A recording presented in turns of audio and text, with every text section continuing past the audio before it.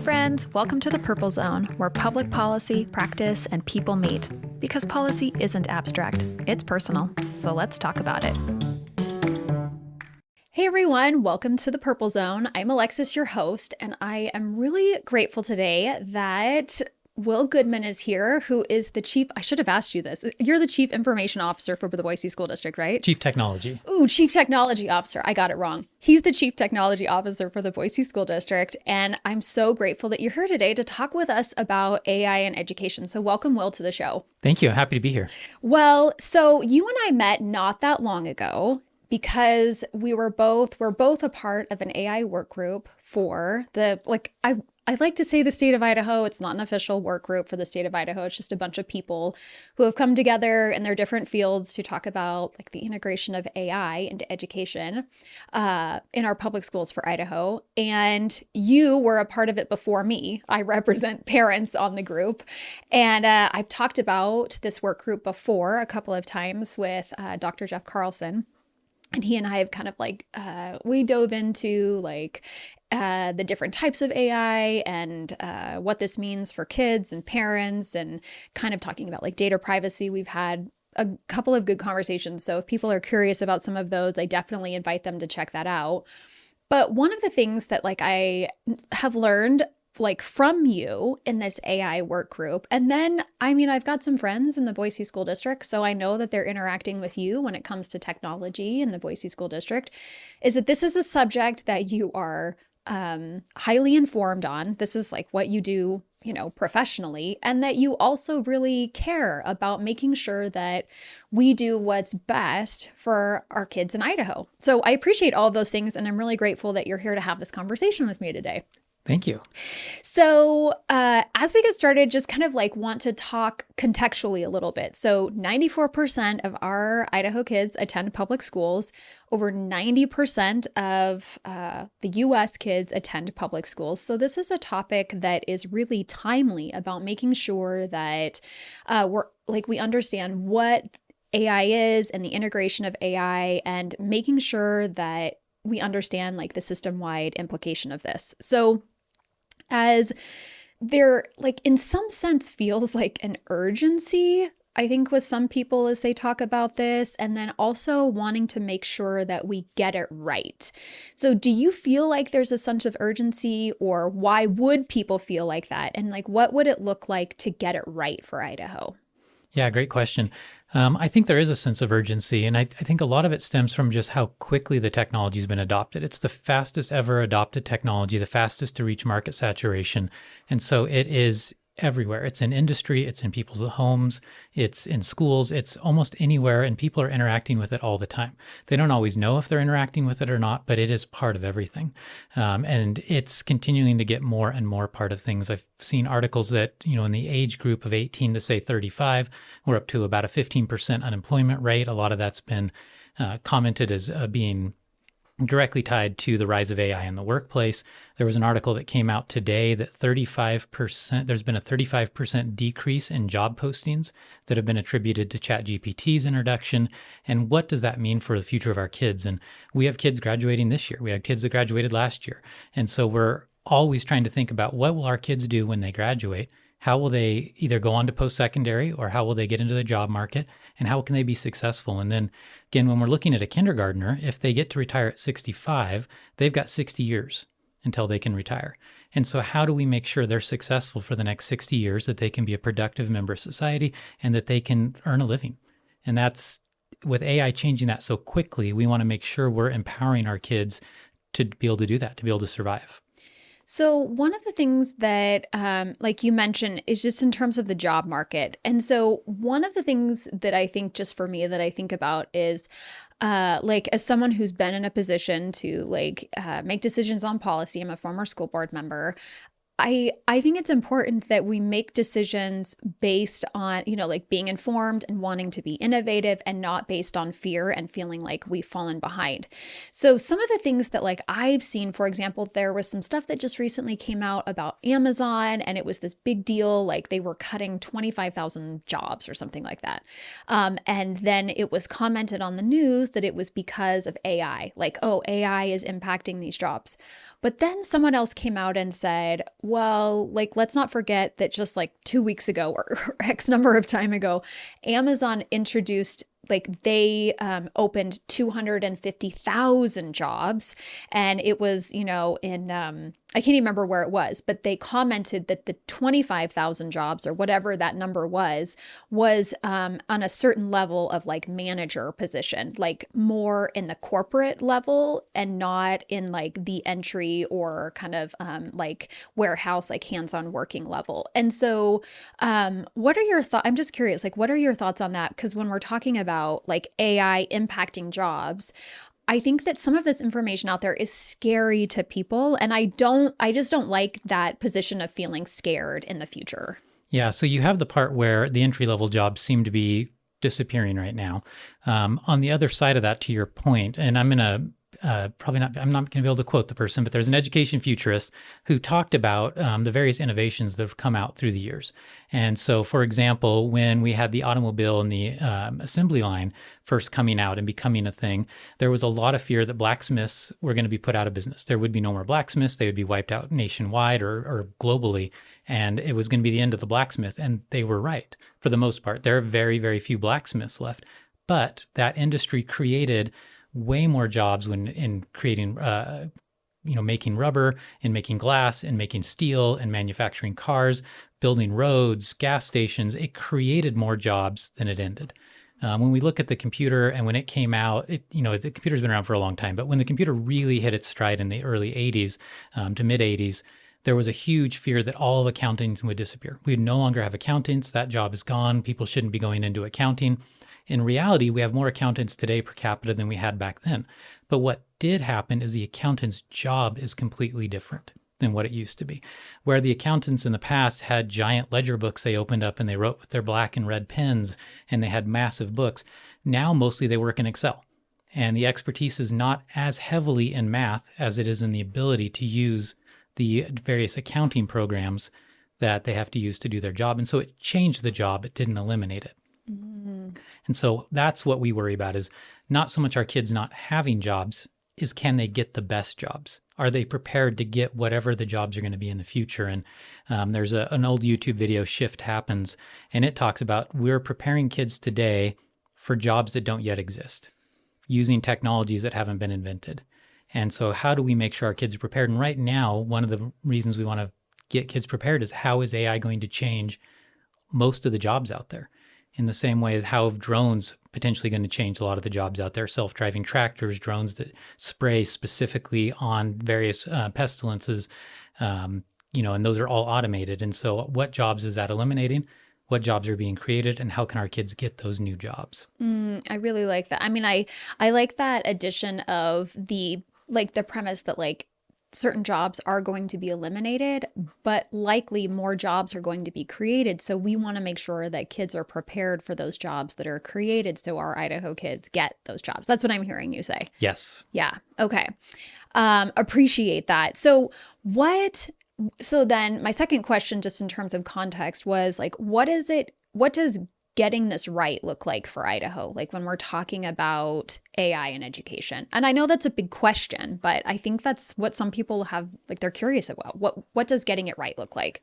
Yeah, so it's pretty multifaceted. So I think the first most important part is it's got to be safe and ethical.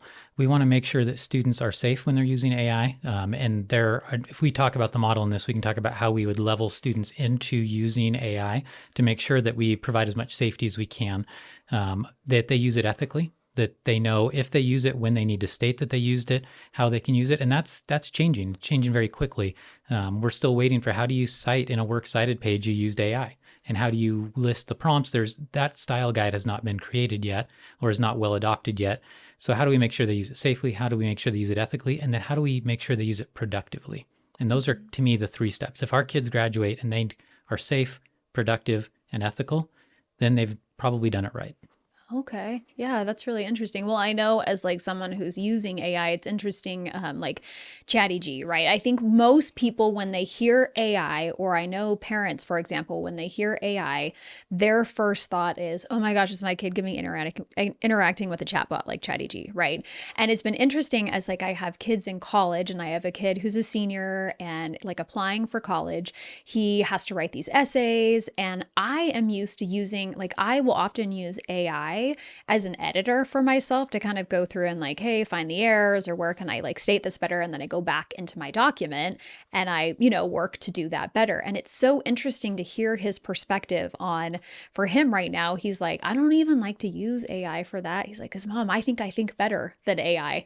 And it's been kind of fun to see just even like a teenager's perspective, just for him as a parent, for him thinking about like how his brain thinks versus like even how Chatty G thinks, which I think is like interesting. Yeah. You're like smiling at me. You're like, nice, Alexis, great anecdotal story. No, it's great.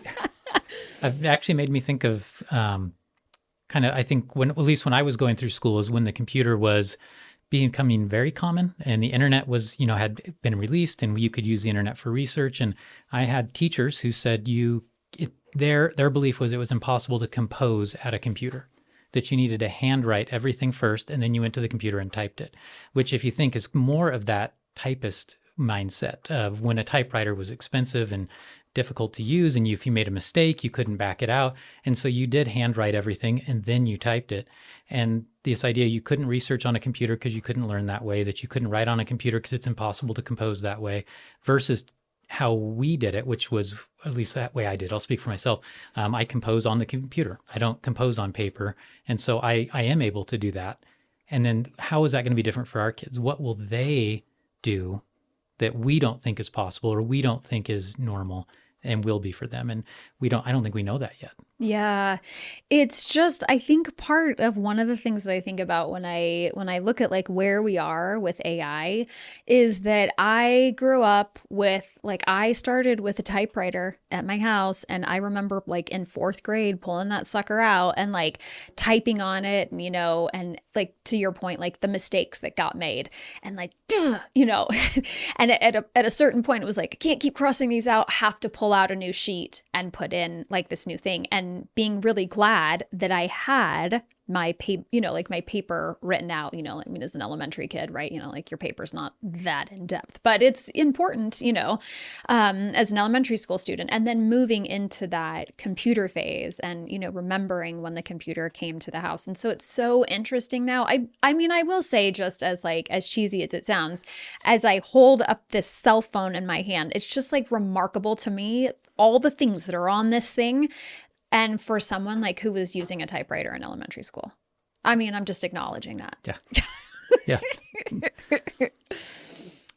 Okay, so wanted to go on to the like teacher and classroom perspective, because AI, one of the things that I heard from the work group, and that I don't think that the work group has necessarily gotten yet, which is a base of, what is this base of where teachers are, where exactly would they like to go?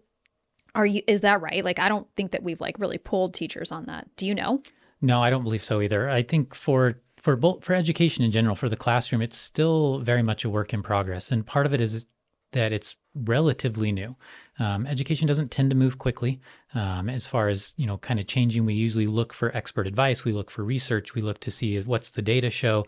And when we're looking at ChatGPT and really it's hitting market saturation, it's only been about 3 years. And that's very, very fast to even know what is the impact and what is research going to say. With that, when we talk about the classroom, is what is the classroom in 10 years going to look like? And how are we going to adjust for that? And one of the things I think back to on that is how are kids' minds going to develop? And that can sometimes sound really scary and weird, like, that kids' minds might develop differently than our minds did. But it's actually relatively normal. When we talk about dyslexia and dyslexia training, and we look at how people learn to read, and a lot of this research is relatively new as we've been doing MRIs and watching people's brains as they learn to read. For people who don't read or have never learned to read, there's a part of the brain, it's kind of a back section of the brain where you do shape recognition and color recognition. And if you never learn to read, that maintains that area as your color and shape recognition. If you learn to read, your brain actually rewires itself, and that part of your brain is where you now read. It becomes your reading section, and your color and shape recognition moves to a different part of the brain. And it's actually a less efficient part of the brain, and so our color and shape recognition gets worse if we learn to read.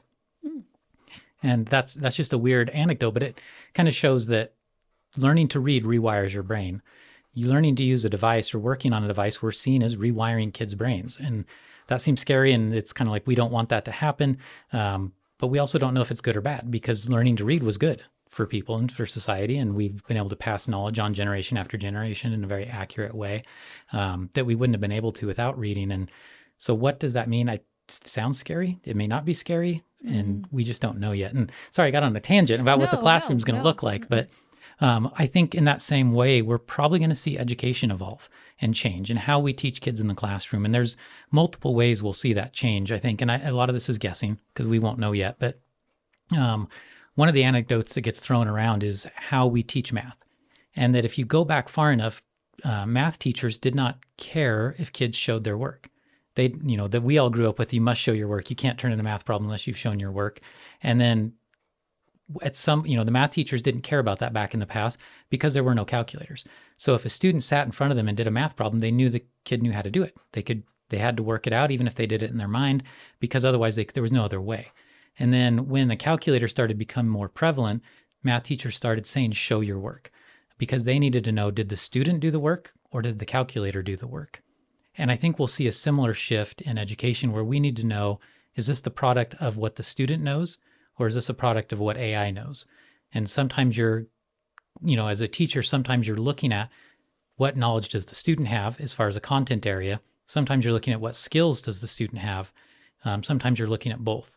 And so with AI in place, we're probably going to need to shift our model where students have to do more work in front of the teacher so the teacher can confirm, is this something the student knew, or is it a skill the student had, or was it something AI did? And coming back to your editing your documents or writing your documents, editing is a higher order skill, meaning it's harder to edit with context and with continuity and with proper grammar. All of that is a higher order, a harder skill for students to master than writing.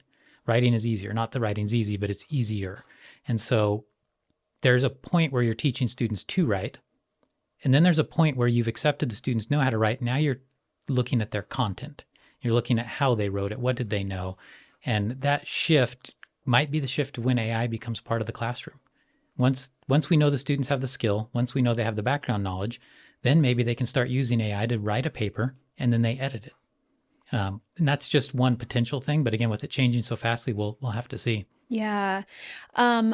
So many good things. You said so many good things, and so many of those things in there, like I want to pull out to make sure that we get to, because so the first thing that I wanted to just ask specifically about is training and support for teachers. So like, what do you know what teachers actually need to feel equipped to integrate AI responsibly, both in lesson prep and in the classroom? Because you mentioned all of those things in like what you just said, but I want to pull out each one of those because I think it's important. I mean, I've been asked these questions, so I wanted to ask you those questions. Yeah, so there's a couple of components in that. So there's the teacher using it for their own practice, and that's a skill that we need to teach teachers that I think statewide teachers need to learn. We'll need professional development around that. And some examples of that are leveling readers, for example. A big thing that a teacher will do is level a reader. And what that means is say an article might be written at an 8th grade level, and the teacher wants the student to learn the content of the article. It's not about the skill of reading the article, it's about learning the content. And if that student only reads at a 4th grade level, they may not be able to get the content out of the document. And so they'll level the reader. You can have AI take that document that's written at an 8th grade level, rewrite it at a 4th grade level, but maintain all of the content. And so that way the student can read it, they can understand it, and they learn that. And then you would have in another class or with another teacher, they might be actually upping their reading skill because we also want them to get to that 8th grade level. But for that, say, history class, it's more important they learn that history lesson than in that exact moment. And so you'll level the reader so they can do it. Writing IEPs is a very time-consuming part for teachers. So an IEP is what a special education student has. It's an individual education plan, and it kind of details out what the student needs to be successful. And it can take teachers hours to write IEPs. And by using, say, various tools that are out there, AI education tools, they can have the tool write the IEP in seconds, and then they can go through and edit it and modify it and make sure it actually fits that student's need.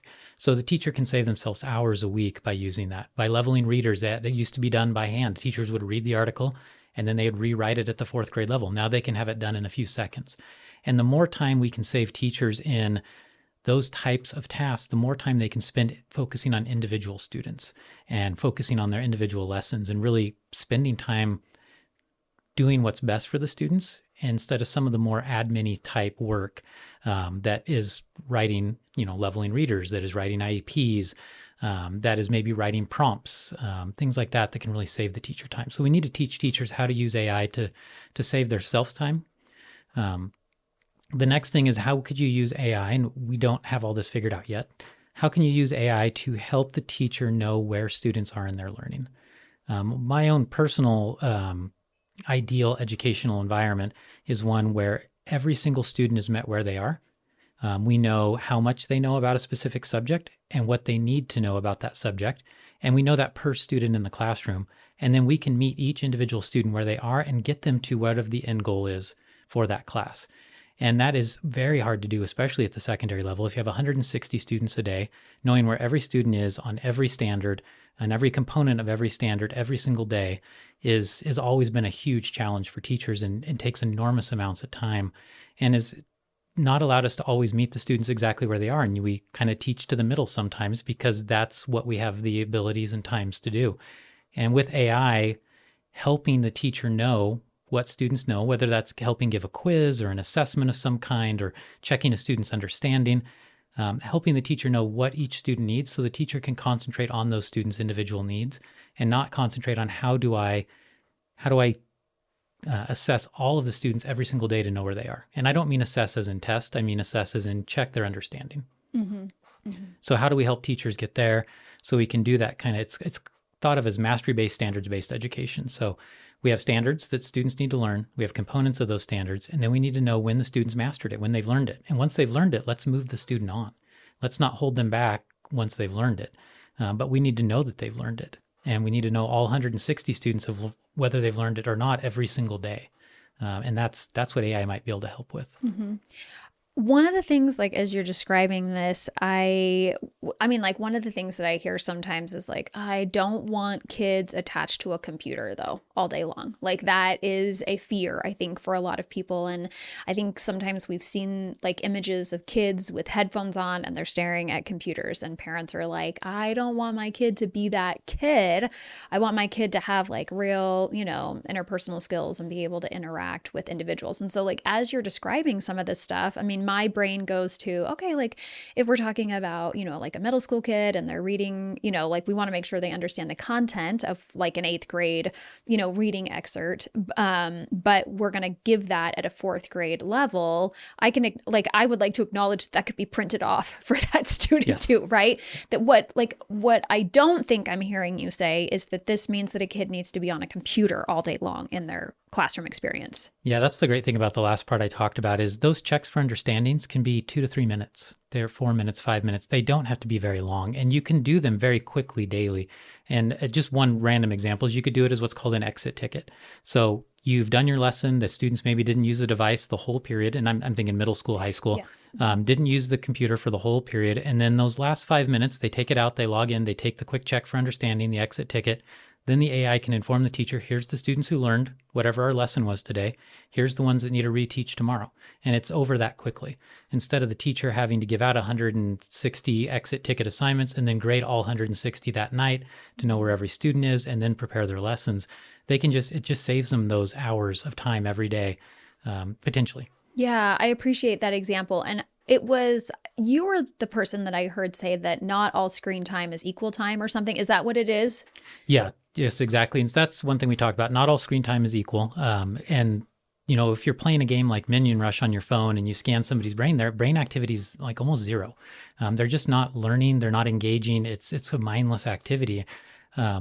Where if we study the brain of somebody reading an in-depth article on a device, there's full brain activity. And there were a lot of studies done in the 80s about, can you learn on a computer screen? Do you learn as well on a computer screen? And back then, the computer screens were very small. They were green. They were very blocky.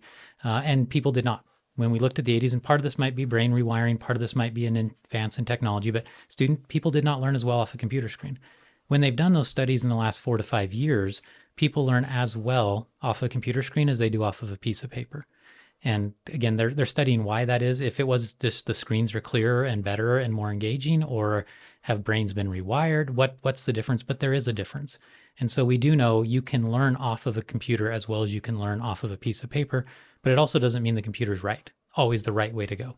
Students should learn in all modalities. They should experience all types of learning so they're prepared for the world.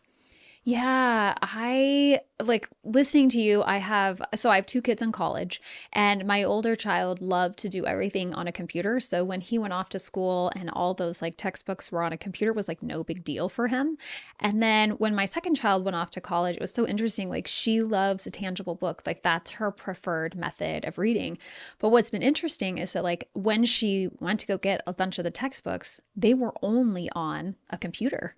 And so one of the things that she has, I know that she learned how to do in high school, but she's really had to do in college. Like she has an iPad, and like she gets her Apple Pencil out and she takes notes, in these, like in the textbook or whatever. But that's something that's been new. I wouldn't say, well, that's not true. Not newish, but more-ish in her educational experience. And so like to your point in terms of like computer use versus like, the types of computers that we have today, it's interesting. That's what it made me think of. Yeah, and I'm the same way. I don't have an e-reader. I just don't read as well off of when I say reading for a novel or something for fun at home. I'd rather have the physical book than I would an e-reader. But other people are the other way. They'd rather read it off their iPad than they would have a book. And again, modern research shows that at least for those kind of kids that grew up with it, they learn as well off of both. But there is other, again, that's that not all screen time is equal. But there's reasons you also don't want students on devices all the time. It's not something that kids should be on all day, every day, but it should be used when it's appropriate, and it should be used when it's necessary. And then a little bit, unfortunately, or maybe a lot depending on your perspective, schools are a little bit in a bind where textbook manufacturers, some of them are not making physical textbooks and we can't buy them. And that's becoming more and more so where the curriculum is only available digitally. It's only available by subscription. There is no option to buy the textbooks and have physical textbooks. And more and more publishers are moving that way. Yeah, that is a challenge. Like just the fact that like the public school systems, like and schools in general, they just sit in this space and they are, they have to adjust to like what the market is offering and different things. So I think that is important to remember that like sometimes we are in the position that we are because of where the market is, which like I just don't even like saying that or having to experience that because that is like a bummer in some ways. I don't know. I'm just saying that out loud too. So the other thing I wanted to acknowledge before we move on to the next section is this like in the framework that you presented to the group, which you kind of took from a lot of different states. And it was so interesting. I don't know that you had lots of time before you were asked to present to the group, but you were like, okay, well, I went and synthesized like all these frameworks from other different states and AI helped me come up with this framework. But the framework repeats this like first human-centered and then AI innovation and then kind of human integrated. So why is that, like, how does that actually play out in the classroom? And like, why is that important? Yeah, great question. And it does the kind of a whole idea with AI is humans start, then AI assists, and then humans finish it. And that's what we've put throughout the framework. And the framework is a draft and the committee's still looking at it. So I don't want anybody to think it's a finalized product. Mm-hmm. But this idea that humans are the creative, humans are, AI is not a real person. It's not a real thing. It's what's been programmed to think the way it is. And so making sure, and then if it rises up and comes after us, I never said that. But that idea that the human's going to prompt, the human's asking the AI to do something. The human's come up with the idea, it knows what it needs to do, it's got a task it's trying to solve. And so it comes up with all of the parameters around how AI is going to operate. AI then performs the operation, whatever that is, and then the human needs to edit it, make sure it's accurate, make sure it meets the needs, and then use it. And that part is going to be interesting to see if that changes. For anybody listening, looking up agentic AI is changing that model already. And what is that going to mean? And that's new in the last probably year as far as hitting mainstream, that concept. It's been around a long time, but kind of entering the public domain is how is that agentic AI going to change all of that process? And what an agentic AI essentially is it's an AI that acts as an agent. And so the AI performs all of the tasks. It decides what it's going to do, when it's going to do it, and how it's going to do it. Mm. And I don't know what that'll mean. And I know that's outside of the topic here, but as far as education is concerned, we want the students involved. We need the students to learn. They need to learn all of their subjects, all of their topics, but when it comes to what they need to learn about AI is they need to learn how to use it effectively, and they need to learn how to use it ethically. And that's what we need them to know, so they can be the ones programming the AI if they choose to go into that field, the ones working with the AI.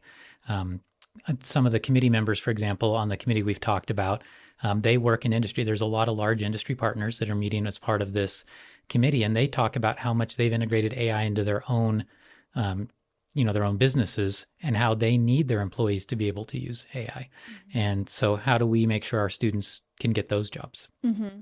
So moving into then like the parent perspective, and this is something I'm actually adding a question to this. So you didn't get this question beforehand. And when I say beforehand, I mean just hours before this conversation. It's not like I prepped you that well for this. So you're doing a fantastic job. Thank you so much for everything that you've offered. One of the questions that I have gotten is like, well, Alexis, like, what's this going to look like? Like, so when you say AI in elementary school, that doesn't mean the same thing as AI in high school, does it? And in one of the presentations, I felt like you gave a really good description. So now I'm asking you to call back on this thing that you may or may not remember. But in like, what would it look like in elementary school versus middle versus high? Like, and again, this isn't like written in stone. This is not anything, but this is, just according to your perspective. But I thought it was really helpful. Yeah. So kind of the way I look at it is when we talk about those early grades, we're talking kindergarten, first, second, maybe third grade. Really, it's not about having the students use the AI or interact with the AI. In those grades, we're still limiting screen time. I mean, we're kind of doing that all the way through, as we've talked about, but we don't expect, or at least I don't expect the students to be using AI. What we do want the students to be able to do is recognize when they're speaking to AI versus when they're speaking to a human. So if they're talking to Alexa at home and the new Alexas have AI, if you're part of the beta built into it, that they know Alexa is not a real person. Alexa is not their friend. It's not their confidant. And so they really understand, when am I talking to a person? When am I talking to an AI? And that's really what we're looking at in that K1, 2, 3 range, is just understanding that. When we start moving into the 4, 5, 6, 7 range, depending on the school district, that we're talking about maybe with guided practice from the teacher. They're doing very basic things with it. They're not using it to solve their problems. They're not using it to write papers for them, right? They're still in that skill development phase where they need to be learning how to write and they need to be learning how to do math. And that's what the AI we don't want doing for them. Where they may be interacting with AI, though, is as a tutor. AI tutors, there's lots of them out there, products that can do that. They are great about if say you're at home and you're a parent and your student's doing some mathematics you haven't done in 30 years, and so you're not quite sure, you don't remember exactly how to do it. What the AI can help with is you can tell it, this is the math problem I'm trying to solve. And instead of the AI tutor solving the problem, it says, let's try some other similar math problems. Let's look at this step by step, and they'll work the student through the problem, or you as the parent, so you can go help the student work through the problem so that they can solve it themselves. And that's the type of AI use we'd be looking at in those kind of middle school grades, is using AI to tutor, using AI for some maybe very light prompting so they understand what it is. And then also in those grades, learning to be safe. And that's kind of all the way through. So when you're talking K1, 2, 3, those lower grades, what you should never say to AI, what data it might be collecting, and you would use, of course, different terms with younger kids, but making sure they know how to be safe with it. When those middle school ages, because we don't know what kind of access they have at home. We don't know what access they might be using on their cell phone if they have one, or on their home computer, making sure they know what's legal and what's not legal, and what's unethical and what's ethical, and why you shouldn't be generating pictures of, people and things like that. So they know what's right and wrong with the use of AI. And as AI develops, we'll know more about what's right or wrong as we go. And then moving into those high school ages, that's when they really need to learn to use it effectively. And so we've hit the ethical, we've hit the basic usage of it. We've hit how to be safe with it. And then we really need to hit, this is how you're going to use it when you get into college. Here's how you're going to use it in the workplace. Mm-hmm. Oh, thank you so much for that breakdown. I really appreciate it. You kind of answered actually the transparency part a little bit. So this is a question that I thought was interesting. What do you wish parents would ask their students about AI in schools? Great question. I think they should be asking, how is it being used, and what are the expectations? Taking part of this from a presentation that Apple gave, and they were talking about the University of California, California's university system, and how the professors at that time, and this was a couple of years ago, had started putting in their syllabuses when it was okay to use AI for an assignment and when it was not, and kind of giving that students the guidance. And I think parents, that's a question I would ask. Does your teacher allow the use of AI in class? Do they allow using it to solve these problems? Which AI tools are they allowed? And that way the parents can monitor that at home also and know what tools the student should be using and not be using. And, an AI tutor is probably a tool we would have available and ask a student to be able to use and the parents to know about, where an image generation tool that's not safe and secure and behind a walled garden, we would not be asking a student to use. Mm-hmm. So what then,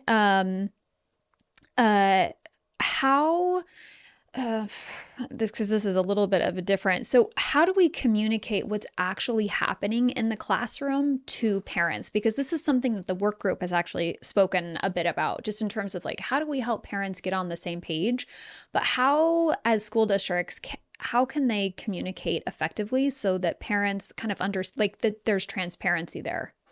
Yeah. I think there's going to be a couple of parts to that. I hope the framework that we're working on, and it again gets drafted, and there's a lot of changes we'll make, I'm sure, before it gets published, but I hope that'll be a starting point, because that will help districts somewhat come to the same page. The framework doesn't specify a specific product. It doesn't specify specific technologies, but having that framework available to parents will help start knowing what questions to ask. What tools are you using to meet this framework? How are my students interacting with it? That's one of the kind of early steps, I think, that can be taken. The next thing is, I think school districts, and we're working on this in Boise, we are trying to have this available for next year, just a list of all the softwares we use. And because we give teachers voice, choice, and ownership, and that's a tagline we use, because teachers are experts in their fields, they, have advanced degrees, that they know how students learn and what tools to use with students. We don't want to limit the tools teachers can use, but we do want to make sure they're using safe tools. So if a teacher says this tool will help the student learn, we want to make sure they have access to it, but we also want to make sure parents are informed that it's there. And so that's something you'll see from the Boise district probably early next year, is a list of all the softwares we've approved for use in the district for student use. And so that would be another one. So teachers can look at that, parents can look at that and say, here's the technologies that are available. And then they could ask at a parent-teacher conference or at a back-to-school night, or talk to the teacher anytime, and, what tools are you using? And ask, because it's in Boise where we've got 17,000 teachers, 1,700, whoa, sorry. Sorry, way more. Funny. Yeah. In Boise where we have about 1,700 teachers, there's a lot of variety in what tools teachers are using at different grades, at different buildings, and in different subjects. And what you're using in a welding class and what you're using in an automotive class is going to be very different than what they use in a cybersecurity class or in an English class. And even what they use in an English class at 7th grade will be different than an English class in 12th grade. And so there's not a real universal list, but at least they can speak to each teacher and really know. The Mopart stuff that they're using in the automotive class is going to be very unique to that class. Nobody else needs to look up those parts. Mm-hmm. So one of the things that you mentioned is that this framework that's being developed, and you kind of touched on it at the beginning of the conversation, is intended to be vague and offer some fluidity. Why is that? Yeah, great question. The framework was written to be very loose, because we don't know what's going to happen with technology. So it does talk about ethical use. It talks about safe use. It talks about, what is probably appropriate at various grade levels, but it doesn't get into specifying technologies. It doesn't get into specifying exactly what ethical means, because a lot of that can change over time. There's multiple cases right now in the courts about, can you copyright AI generated materials or not? And right now the patent office says you cannot patent AI generated materials. It belongs to anybody. Mm. And so where does that fit into the ethics? And then how AI is trained is in the court systems. Is the way AI is being trained violating people's copyrights, their trademarks? Is that ethical? And all of that will change over time. And so we need the framework to be able to shift with that. And so we'll say students need to learn to use it ethically, but what ethical is will probably be something maybe written into rule, for example, in Idaho, something that can change year to year as what is considered ethical changes. But if we do have the framework, say, into code, into law, that would change very rarely. And we would rely on rule to really update those definitions that are in the framework so it can be a living document. Because we don't know what AI will be in 5 years. Mm-hmm. So, and when kind of like the last thing here, just in terms of like child safety. So I had Dr. Rebecca Winthrop on the show, who I don't know if you're familiar with who she is, but she wrote the book The Disengaged Teen, which I really loved. If you haven't read that book, I highly recommend it. But she talks about, in that book, she talks about 4 different learning modes. And the learning mode that they talk about like wanting to get the kids to is this exploratory mode, that when kids are engaged, they're exploring, and it like that engagement helps them to continue to grow as a learner. And then she has also been very involved in nationally conversations around AI. And she kind of talks about how AI allows kids to like, if you're in that explorer mode, then using AI on that like level is has some really like great possibilities, particularly like I think about high school kids, right? And some of the programs they're in. But one of the things that she mentions is that because this is so new, that during like the social media time, they took a wait and see approach. But with AI, she's like, we can't do that. We need to be monitoring this along the way so that we make sure we're doing what is best for kids. So is it possible to integrate that into the framework, or what would that look like on a school district level? I acknowledge that's not a question that was in there, but it's one I'm curious about. Yeah. The ideal is that students, and this will, again, what this means changes grade level to grade level. But the ideal would be students are in what's called a walled garden. And there are multiple products out there. One's an Idaho-based company like Guardrails that are really looking to create a safe place for students in AI and have that adjust and shift based on the student's grade. And the walled garden means that the AI is trained to respond to it, knowing its age level and what's appropriate for that age level, and allow some modifications to that so that students aren't using it inappropriate, so that it does act more as a tutor and not as an assistant or whatever else you want to kind of think of it as, but also that it won't, say, generate images at certain ages, and it won't generate certain kinds of images ever. And you want this very strong walled garden. And there's multiple companies working on creating that very strong walled garden. Google with their Gemini is one of them that's working on that quite a bit, where they're releasing student-friendly versions of Gemini that give districts some abilities to, or schools some abilities to set frame parameters around it, and then monitor what's being said and be able to pull that data and be able to see this is what the student asked it and this is how it responded. That's one of the ways to keep it safe. I don't know if that answers the question, but we do want those walled gardens available to schools. The other thing we'll need for schools is we'll need it to be affordable. And that's the really sad part is, I'll give you an anecdote that's a sad one for us right now, is Google recently, the Boise School District has over 100 languages spoken in the district. And so one of the things we rely on is the ability for Google Meets to do live AI translation for parents and students. And so if a teacher is meeting with a parent, even if they're meeting in the same room, they can have Google Meets open and have each person looking at the screen, just have everything muted, and have it live translate everything the teacher is saying. Google, in the last year, moved that into a paid feature. It went from being a free feature available to all schools, moved it into a paid feature where now for the Boise district to buy that for every teacher, it's about $450,000, which is more than we pay for any other product, period. just to get that live translation piece back. And so that's probably our biggest obstacle right now, is finding affordable products that students can learn from, that are effective and that are safe. Yeah. Wow. Yeah. I mean, as you were describing, even, classrooms, making sure that we have classrooms in the future, that like, developing classrooms so that kids can have the tools that they need to be successful and all these different things. When I was on the Lewiston School Board and we passed a bond to build a new building up there, and it was super exciting. One of the things that I thought about was, as they were creating this new building, was that they described what like the old chemistry classrooms looked like in the old building and what they were going to be doing in the new chemistry classrooms in the new building.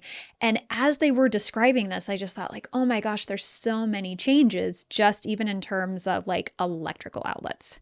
And so I just even think about today, like for Idaho and the challenges that Idaho has in terms of like funding for buildings and making sure that we have, like appropriate, like enough enough space in these buildings, but also like just different components that allow students to continue with the technology of the time. Like that's a challenge. Like you talk about just like a program for the Boise School District, and I think about like rural Idaho where they have a challenge just like funding buildings. And so anyways, like funding is just in general a really big challenge for school districts.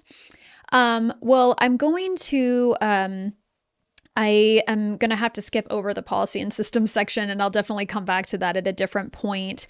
Actually, let me get to this one before we close. How does, like, as you were looking at the different approaches from other states, is Idaho's approach different than what you're seeing in other states, like in that way? Or do you feel like it's like we're just learning from other states? I think it's both. I think we're learning from other states. So I looked at 26 other frameworks that states had developed, used 23 of them mostly as we went through, and tried to both look at them, but also kind of make sure it works for Idaho, because we are a very rural state. There's a lot of space between towns. The connectivity is maybe not the same as if you're in a small state where everything's very close together. And so how can this work for all districts? How can it work for a Three Creek Elementary that has 6 students and 1 teacher? How can it work for West Ada and their 40,000 students? How does it work for everybody? How does it work for St. Mary's, where they just got high-speed internet 5 years ago or something like that? We really need to make sure it works for all Idaho students, and so they can all be successful. And part of the other thing looked at is, to your point about the buildings, what is a modern classroom going to look like? And there's some stuff that I think worries me, but I think stuff that public education can do well. For example, there's a private school that is now advertising that all of their teachers are AI, not in Idaho. This is in another state. Speaking of how we looked at the other states' frameworks, where there's one where they're advertising all of their teachers are that agentic AI. There are no real teachers. So it's a private school. It's like over $50,000 a year to attend. And that's one of their selling points, is there's not teachers. It's all that. And to me, that's not going to be, the best situation for a lot of kids. We have some private online schools that are now advertising they can fit 100 students per elementary teacher. And so what does it look like for 100 first graders and 1 teacher? And what kind of education will those students get? And what we have right now is we have loving, caring first grade teachers who can teach the kids and be there with them. AI might come along in a system, be their assistant, their companion, the teachers I'm talking about. But our teachers are people in the room with the kids, teaching the kids. And that's also what I think our framework needs to preserve, is that human interface, that we have those people there with the kids. I'm so glad that you said that, because I mean, that's one of my husband was born and raised in Idaho, and like my kids are 6th generation Idahoans, and I love that. I just kind of like tapping into the values of Idaho. Like I've been married into my family for almost 22 years, and one of the things that I have really enjoyed as I've like traveled around the state, and my husband and we've had a lot of fun with our kids adventuring and going to small different towns, and I have tried to get around to the entire state. And one of the things that to me is like a core value as an Idahoan is that like we care about the people in our state. And that means like face-to-face interactions, and that like human connection is so important to us. I remember when we were up in we were on the dredge near a ghost town in like near Stanley. Have you ever been there to Yeah. the dredge? Okay. Yeah. And as we were walking around, there was a guy sitting there, kind of like a tour guide, you know, it was just like sitting there making sure we got to the right place. And my husband started talking to him and found out that this guy and my husband's family like grew up in the same area, and which was in the southern part of Idaho, nowhere near the dredge. And I just thought like, this is what I love about Idaho. This is what people I think love about Idaho, is this coziness that we feel and the connection to, you know, person to person. So I'm so glad that you mentioned like that we have teachers, you know, throughout our entire state that like care about our kids, and they want to be there for these kids. And to me, the description of a kid being in a classroom with only AI sounds terrible. Like I would never pay $50,000 to send my kid to that, because that's not even like a real person experience. So anyways, I'm glad that you mentioned that. The last thing that I just wanted to, I wanted to ask, and you kind of mentioned this, is like, you know, if you could fast forward 3 to 5 years, what does responsible AI in education look like, and how will we know that we succeeded? Oh, you're fine. Oh, you're fine. Yeah, it's a difficult question, but it's a good question. How is AI going to change in those next 3 to 5 years? And how do we make sure our students are using it appropriately? And I know I've said that a bunch of times, but that is the whole goal, is appropriate use, and appropriate meaning safe and ethical and productive.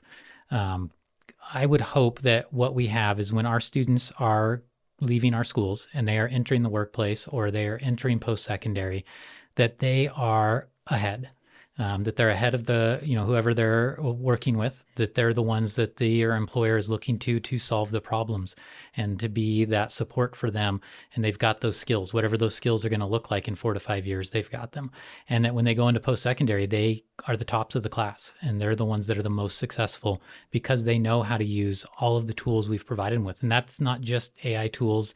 That's not just computers. I mean, that's every skill we've taught them, that we could help impart to them, that they're able to use that to be as successful as possible. And I know I've said almost the same thing over and over and over. That really is our whole goal. That's why we exist, is to make sure our kids can graduate from our system and they are productive members of society, and they're out there and they can, have a family, and they can, spend the next 60 years being happy and successful, hopefully longer than that. That's however long they're, Yeah. but you know what I'm saying? Like we just need them to be happy. Mm-hmm.